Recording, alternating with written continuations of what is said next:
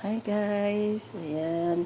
Ito yung tortang ampalaya ko. Kailangan buo siya.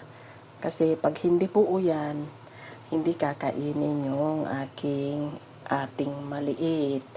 Kaya ganyan po siya. Ilinuluto ko lang dun sa sa ilalim niya.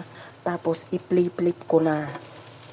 Pag hindi buo ito, hindi po niya kakainin.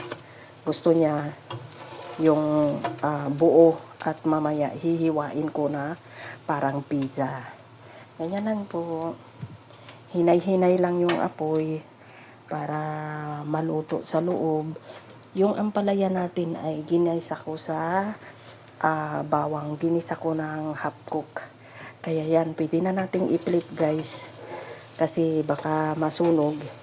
Gaganyan ko lang siya. Tapos bibilisan natin yung pagbaliktad. Ayan siya guys. Babaguhin ko yung punta tayo dito sa kabila. Yan siya. Ayan. Buo siya. Nayupi lang pero buo yan. Ganyan po siya guys. Ganyan lang ang gusto niyang luto sa torta. Yung nadikit talaga yung ampalaya sa itlog. Ayan guys. Thank you for watching. God bless.